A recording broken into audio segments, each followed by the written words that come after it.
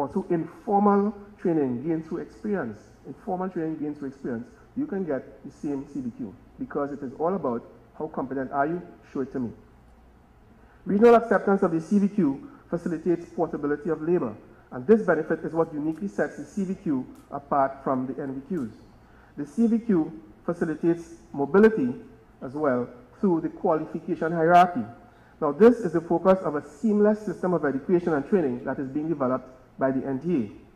Theoretically, someone can start at level 1, pre-craft, and work their way upwards to level 2 craft level, if that's the equivalent, level 3, which is a diploma level equivalent, and even level 4, BSc certificate level equivalent, to level 5, postgraduate level equivalent, while articulating to parallel academic tracks through appropriately designed bridging programs.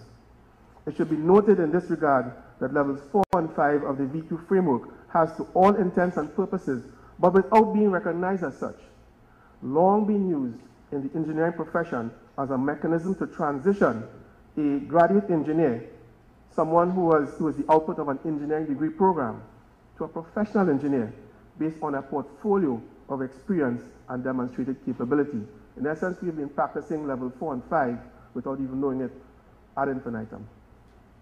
This, by the way, I should also say that lends credence to the whole VQ structure. The whole issue of low status as associated with vocational qualification programs, while professional people also practice it.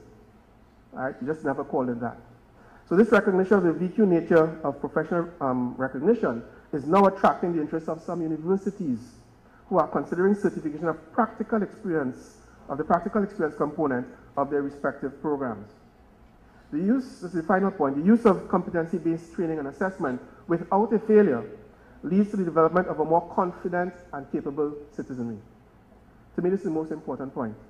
Moreover, it has the potential of significantly enhancing the academic creativity of candidates with strong cognitive capabilities, the ones that may not have done the VQ programs.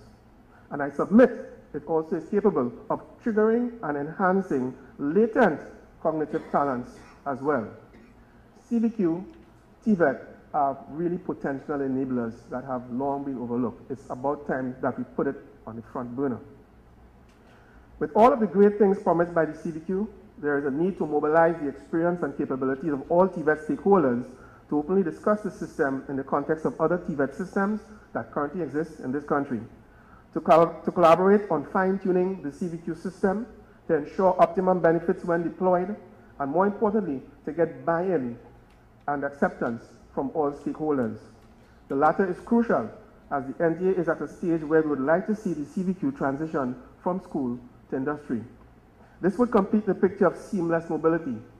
3 dimensions: physical mobility across national boundaries, seamless mobility in certification categorization, vocational into academic and back, and finally, through this last initiative, seamless mobility between school and work. Ladies and gentlemen, we at the NTA see the next 2 days of the CVQ Forum as absolutely critical to the mandate of building that creative talent that would facilitate our transition to developed country status. There are challenges in cementing its implementation, not the least of which is the question of how to rationalize this new system with a plethora of technical and vocational qualifications that currently exist in Trinidad and Tobago. Given the broader challenges that exist globally, the current economic dilemma, the rapid changes in production mechanisms driven by technology, and the subsequent dynamics in the labor demands of the production sector, we really do not have the time to simply accept the problems we face and to proceed with business as usual. We must forge ahead. We must treat with these problems, utilizing every possible strategy imaginable, not just for ourselves, but for those to whom the responsibility of leading this great country of ours will eventually pass. Ladies and gentlemen, I thank you.